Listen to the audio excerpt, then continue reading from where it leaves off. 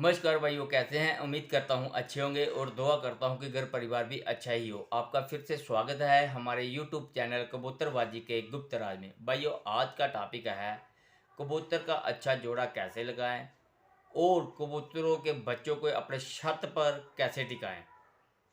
तो भाइयों, उससे पहले कुछ भाइयों के सवाल थे कि बहुत मैसेज आए हुए हैं, तो मैं आज आपको बारी बारी उन सवालों को बताता हूँ, तो इससे आपके भी नॉलेज में थोड़ा सा इजाफा होगा भाइयों। भाइयों, एक भाई का सवाल है कि बेटी और बाप का हम जोड़ा लगा सकते हैं कि नहीं। तो जहाँ माँ और बेटे का हम जोड़ा लगा सकते हैं कि नहीं। भाई ये देखो, अगर आपको अच्छी क्वालिटी में ये चीज़ें मिल रही हैं तो आप लगा सकते हैं, क्योंकि ये मैं आपको बताता हूँ, अगर आपने इनकी ही नस्ल आगे बढ़ानी है तो फिर आप ये जोड़ा लगा सकते हैं, बशर्ते जब भी आप किसी और दूसरी। इससे क्या होता है भाइयों, मैं आपको बार बार एक बात बता देता हूँ, जब आप एक ही ब्लड लाइन का जोड़ा लगाते हैं ना, इससे सबसे बड़ी बात ये होती है कि उन कबूतरों में बीमारियों की शिकायतें बहुत ज़्यादा होती हैं। क्योंकि हम भी इंसान जब मैरिज करते हैं, कज़न मैरिज नहीं करते हैं, इससे हम क्या करते हैं, बाहर तीसरी तीसरी जगह पे अपनी शादी वगैरह करते हैं। उसी प्रकार भाइयों, हमें ये जो इनमें बीमारी वगैरह ज़्यादा आती हैं और साथ में इसका भाइयों हर एक वजूद में धीरे धीरे ये इनब्रीड होना स्टार्ट हो जाते हैं। जब हम आगे से बाहर से कोई एक नया पंख डालते हैं ना भाइयों अपने कबूतरों में, उसे जिसे हम क्रॉस क्रॉस कहते हैं। तो क्रॉस भाई खाली ये नहीं होता कि आपने एक सफ़ेद रंग का कबूतर लिया है तो उसके साथ आप हरे रंग का कबूतर डालो को ये क्रॉस हो गया। भाइयों, अगर आपका मलबई कबूतर है तो प्योर मलबई उसके साथ लगाएंगे तो वो भी क्रॉस होगा भाइयों, क्योंकि वो नस्ल बेशक एक है मगर जो उनके अंदर जो ब्लड है, जो जीन्स है, वो अलग अलग तरह के होते हैं। तो इनको भी हम क्रॉस ही कहते हैं भाइयों। तो ठीक है ना भाइयों।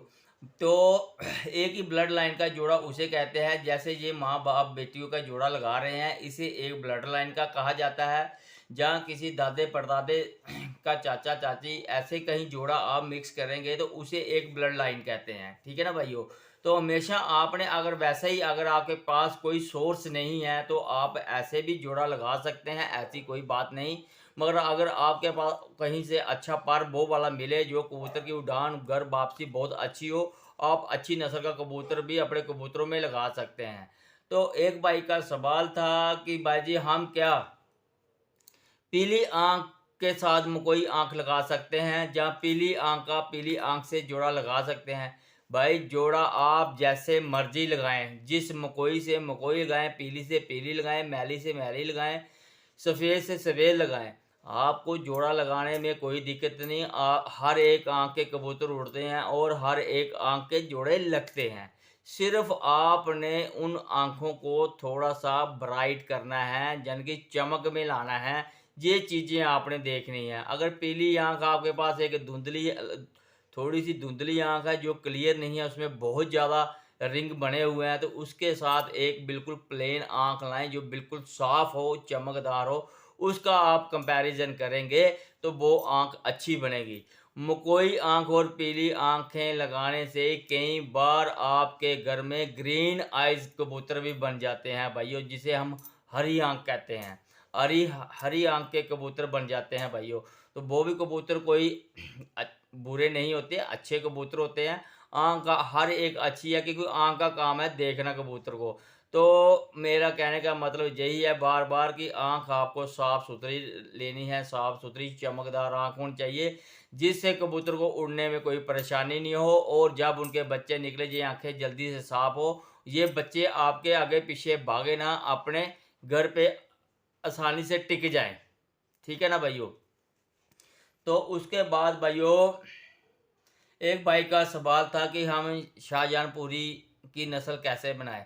भाइयों देखो, अगर आपके पास शाहजहानपुरी कबूतर है, देखो कोई भी नस्ल बनानी है, अगर आपके पास एक कबूतर है ना पहले, तो फिर आपने उसके कलर के पीछे नहीं भागना है। उसके साथ जो भी कंपैरिजन मादी या नर करना है ना आपने, तो आपने एक अच्छी क्वालिटी का करना है, क्योंकि एक बच्चा तो नर अपने ऊपर निकालेगा, एक बच्चा मादी अपने पे निकालेगी। जब आपने देखा कि आपका जो बच्चा निकला है वो बिल्कुल अच्छा निकला है, ठीक है, जो अच्छा बच्चा निकलेगा उसे आप रख लें, रोक लें, वो आप ब्रीड में लगा सकते हैं। उसको दोनों को आपस में कंपैरिजन करके रख लें, तो कई धीरे धीरे जो कई बार ऐसा होगा कि कई बार ऐसा होगा क्योंकि उनका ब्लड भी एक चेंज हो जाएगा, क्योंकि ब्लड चेंज हो जाएगा ना, तो ब्लड में क्रॉसिंग आ जाएगी। कई बार ऐसा होगा कि मादी अपने ब्लड पे पूरे बच्चे को ले आएगी, मगर कलर दे देगी उसके बाप का, कलर उसके बाप का दे देगी, तो उसकी ब्लड लाइन और इसकी ब्लड लाइन में अंतर आ जाता है भाइयों। तो फिर आप वो ही पेयर जब करोगे तो जैसे इनके बच्चे 100% रिजल्ट दे रहे हैं, वैसे उनके बच्चे भी 100% रिजल्ट देंगे। तो वैसे धीरे धीरे करके आपकी जो है नस्ल बढ़ते जाएगी। फिर आप कहीं से शान जान पूरी अपनी मादा या नर ढूंढ के लाएं और इनमें दोबारा एक नया पर ऐड करें। इससे आप अपने छत के ऊपर पूरे के पूरे शाहजहानपुरी की नस्ल तैयार कर सकते हैं। मगर भाइयों आपको एक बात ज़रूर याद रखनी है कि आपको बाहर से एक एक नर या मादा लेकर बीच में डालती जानी है, इनके ब्लडों को स्ट्रांग करते जाना है, इनके जीन्स को स्ट्रांग करते जाना है, जिनसे इनकी उड़ान भी बढ़े, घर वापसी भी हो और हर एक प्रॉपर तरीके से कबूतर पूरा तैयार हो। आपने सिर्फ देखते रहना है कि इनमें कमी पेशी क्या आ रही है, जिस जिस चीज़ की कमी इनकी आती है तो उस चीज़ में आपने इनको क्रॉस करते रहना है। कई भाई ये भी पूछ रहे थे भाई कि हड्डी जोड़ कबूतर का कैसे होना चाहिए। भाइयों सबको पता है कि हड्डी जो है किश्ती नुमा कहते हैं। आप किश्ती नुमा हड्डी भी ले सकते हैं, आप गोल हड्डी भी ले सकते हैं, आप लंबी हड्डी भी ले सकते हैं, मगर स्ट्रेट हड्डी जिसे कहते हैं। मगर आपने क्या करना है, जब भी कम्बिनेशन करें तो इनको इस हिसाब से कम्बिनेशन करें कि हड्डी बिल्कुल सही रहे। अगर आपके पास गोल हड्डी का कबूतर बहुत ही अच्छा उड़ रहा है, बहुत ही ज़्यादा प्रवाद करता है तो उसमें आपने किश्ती नुमा की जब हड्डी लगाएंगे ना, तो उसकी हड्डी जो निकलेगी किश्ती नुमा हड्डी निकलेगी और हड्डी देखने वाली होगी। जिस जो किश्ती नुमा वाली आपने हड्डी लगाई उससे भी बेहतर आगे हड्डी निकलेगी भाइयों। तो इसी तरह से आपको क्रॉस करने हैं कबूतर। मैंने पहले ही बोला कि अगर आपके पास लंबी हड्डी वाला कबूतर है ना, जो लंबी हड्डी वाला कबूतर होगा वो कबूतर वजूद में भी बड़ा होगा और लंबा होगा। ऐसे कबूतर पूरा पूरा दिन नहीं उड़ते। तो नस्ल अच्छी है, तो मगर इसमें बुराई यही थी, ये कबूतर वजूद में बहुत बड़ा था, इसलिए ये ज़्यादा टाइमिंग नहीं दे रहा था।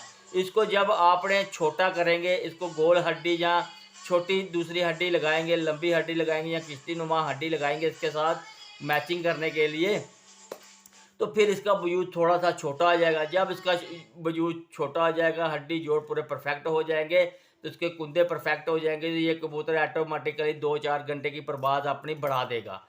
इसी तरह से आपने कबूतरों के बीच में कमियां निकाल कर अब उसमें अच्छाइयाँ भरनी हैं, तो फिर आपके जोड़े अच्छे होंगे।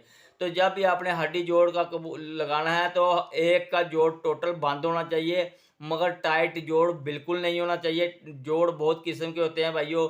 जब भी आपने जोड़ देना है, फ्लेक्सिबल जोड़ देखना है जिसके ऊपर मांस हो, और एक जोड़ ऐसा होता है जो नीचे को लमका होता है, वो जोड़ आपने नहीं लेना है। जब भी जोड़ लेना है तो ऐसे लेना है, मगर उसमें फ्लेक्सिबिलिटी होनी चाहिए। जब जोड़ को आप हिलाओगे तो वो ऐसे ऐसे हिलना चाहिए, यानी कि आपको ऐसे लगे जोड़ के ऊपर मांस है, हड्डी नहीं, जो चुभने वाली हड्डी नहीं होनी चाहिए, उसके ऊपर मांस होना चाहिए, मांस, ठीक, उसे कहते हैं फ्लेक्सिबल जोड़। और दूसरा चाहे थोड़ा सा खुला भी हो वो चल जाता है। चल क्या जाता है, वो 100% काम आता है, क्योंकि जब कबूतर उड़ता है तो उसको उसके जोड़ बैठने के टाइम में उसके जोड़ में फ्लेक्सिबिलिटी चाहिए। जिस कबूतर के जोड़ में फ्लेक्सिबिलिटी नहीं होगी उसके भागने के 100% खतरा रहता है, क्योंकि वो कबूतर जब बहुत ज़्यादा जोर लगा के नीचे उतर रहा होता है तो उस समय इन जोड़ों की मूवमेंट से ही वो मोड़ काटता है भाइयों। अगर ये बिल्कुल सख्त होते हैं, जब वो जोर लगाता है तो वो सीधा ही निकल जाता है।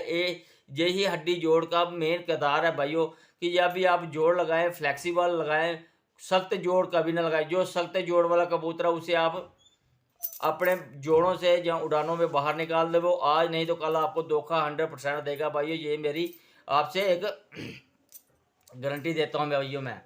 उसके बाद भाइयों आता है अच्छी नस्ल के कबूतर की पहचान।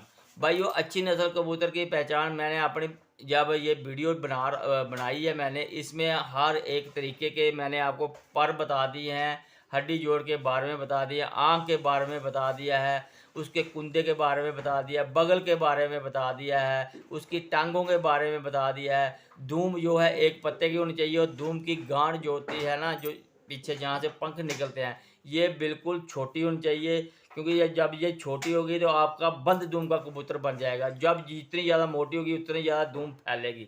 तो जो ये नहीं मैं कहता कि जो चौड़ी दूम वाले कबूतर नहीं उड़ते, चौड़ी दूम वाले कबूतर उड़ते हैं, मगर ये हवाओं में काम देते हैं और इनके वजूद भी थोड़े बड़े होते हैं। बंद दूम वाला कबूतर की रोटेट मोड़ काटना, उसे चक्कर लगाने में आसानी होती है भाइयों। तो इससे ही आप अपने कबूतर ऐसे बनाएं। तो उसके बाद भाइयों आता हूँ मैं, एक भाई का सवाल था इन ब्रीड किसे कहते हैं, कि इन ब्रीड कबूतर कैसे हो जाते हैं। भाइयों, जब एक जोड़ा आप काफ़ी टाइम समय तक लगा रहने दे देते हो, तो वो कबूतर धीरे धीरे उसके बच्चे इन ब्रीड होना स्टार्ट हो जाते हैं।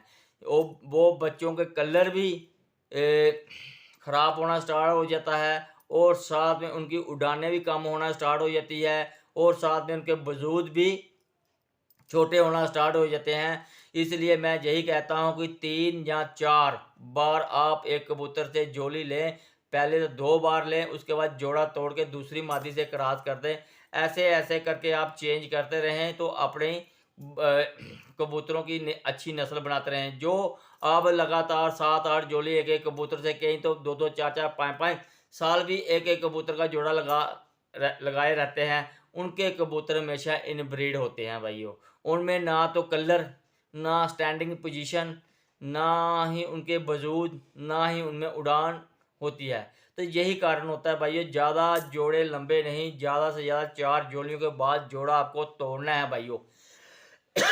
कि दूसरी मादा लगा दे, जहाँ कबूतर को वैसे भी रेस्ट देनी चाहिए। 3-4 जोलियों के बाद कबूतर को वैसे भी रेस्ट देनी चाहिए। जो लगातार अंडे लेते रहते हैं, इससे मादियाँ जो अंडे बंद कर देती हैं बाद में उनके, क्योंकि अंदर इतनी प्रोटीन, कैल्शियम, विटामिन नहीं मिलते, क्योंकि ये बहुत जल्दी वो अंडे, ऐसे भी आपको पता है 10-15 दिन के बाद मादा अंडे दे देती है। अगर आप उसे उसके अंडे शिफ्ट करते हैं ना, तो ये मादा अंडे 10-15 दिन के अंदर अंदर दोबारा दे देती है। तो ऐसे करके कई कई भाई तो सालों सालों तक अंडे ले लेते हैं, क्योंकि उनके बच्चे बहुत उड़ रहे हैं, बहुत उड़ रहे हैं, अच्छी नस्ल है, इसकी नस्ल ही बनाते हैं हम। तो वैसे वैसे करते हैं आप वो कर लेते हैं, इससे आपकी इनब्रीड होना स्टार्ट होता है। अगर आपको उसी नस्ल के बच्चे ज़्यादा लेने भी हैं, तो बीच में महीना एक नर और मादा को तोड़ दें। उस जो 1 महीने में उसे उन जोड़ों को अच्छी ताकत दें, विटामिन दें, कैल्शियम दें, ठीक है, मल्टीविटामिन जो दे सकते हैं वो दें, अच्छे दाना वगैरह दें, क्योंकि उनकी जिस्म की भरपाई अच्छी हो जाए, उनमें विटामिन वगैरह भरपूर हो जाएँ, जिससे आप दोबारा जब क्रॉस लगाएंगे तो पहले जैसे ही बच्चे निकालेंगे। सिर्फ मात्र 1 महीने के अंदर आप उन्हें अच्छी डाइट दोगे। ऐसा करने से ना तो मादा कभी आपकी अंडों से बंद होगी, ना तो आपकी ब्रीड में इनब्रीड होगी। ठीक है ना भाइयों। तो जो भाई मेरे इस चैनल पे नए जुड़े हैं, जिन भाइयों ने मेरे चैनल को सब्सक्राइब नहीं किया है, तो प्लीज़ मेरे चैनल को सब्सक्राइब करें, शेयर, लाइक और कमेंट जरूर करें भाइयों। ये आपके ही कमेंटों के ऊपर वीडियो बनी हैं, ऐसे ही कमेंट मुझे करें, क्योंकि पिछली वीडियो में भी कमेंट बहुत कम आए थे। ये मैंने टोटल जितने भी आपके वीडियो बनाई है मैंने 4-5, उनके कमेंट थे, वो मैं आपको जवाब दे रहा हूँ, ठीक है ना। तो अभी असल आते हैं कि हम आ रहे हैं भाइयों, कि जो बच्चे हमारे घर पे टिकते नहीं, जो भाग जाते हैं, उनके कारण मैंने पहले आपको बता दिया है। बच्चों को आपने कुछ नहीं करना है, जैसे कम से कम एक कली जब तक बच्चा निकाले ना, तब तक आपको बच्चे को उड़ाना नहीं है भाइयों। तब तक उसे सिर्फ अपने जालों वगैरह, खुडों वगैरह में बिठाए, अपने अड्डों में बिठा के रखें। जब बच्चा एक कली निकालता है ना भाइयों, या झाड़ता है, तब बच्चे में थोड़ी सी अकल आना स्टार्ट होती है। सही मैंने में तभी अकल आती है, तब तक वो बिल्कुल बच्चा रहता है। इतनी देर में उसे खुद ही अपना घूमने, चक्कर वगैरह लगाने दें, खुद ही बैठने दें, अपने छत की पहचान कर दें। उसके बाद उसे धीरे धीरे आप उड़ाएं। 100% गारंटी देता हूँ आपका बच्चा भागेगा नहीं। और बच्चा भाइयों छोटी उड़ानों में बच्चा ऐसे भी होते हैं जो कि जब आप 4-5 दिन बच्चों को उड़ाएँगे तो बच्चे आसमान में बंद होना स्टार्ट हो जाते हैं, जो अच्छी नस्ल के बच्चे होते हैं। जब 2 2-4 बार आपने बच्चा उड़ा लिया, देखा कि बच्चा हमारा 2, 4, 5 घंटे लगाना अप डाउन 2-3 और उड़ानों में उसने 3-4 घंटे की परवाज़, 5 घंटे की परवाज़ देना स्टार्ट कर दी है, उस बच्चे को आप थोड़ा-सा रोक लें। पंख ना काटें, बाँध सकते हैं उनको या उड़ाए ना, उसको रोक के रख लें। उसे कम से कम भी 1 महीना और बैठ नीचे ही रखें। उसके बाद उड़ाएँगे तो आपका बच्चा कभी नहीं भागेगा, क्योंकि थोड़ी-सी उसमें सयानपन आ जाता है और आँख उसकी बिल्कुल साफ़ हो जाती है। कई भाई ऐसा करते हैं, लगातार बच्चे को उड़ाते हैं, बच्चा आज 2 घंटे, 3 घंटे, 4 घंटे, 5 घंटे, 6 घंटे, जब 6-7 घंटे की रोलिंग पे पहुँचते हैं, कई बार बच्चे भाग जाते हैं। क्योंकि हम जब उड़ाते हैं तो इन बातों को हम ध्यान में नहीं रखते कि इस बच्चे की पोड़ में दाना है या नहीं है। सिर्फ सुबह निकाला और उड़ा दिया। कई बार बच्चे के पोड़ में दाना हो जाता है, तो जब उसकी पोड़ में गर्मी हीट पैदा हो जाती है तो उसके कारण बड़े से बड़ा कबूतर छक्का लगा हुआ भाग जाता है। तो बच्चे क्या चीज़ है। तो आज की वीडियो में इतना ही, फिर मिलेंगे नेक्स्ट वीडियो में आपके के लिए। Good bye.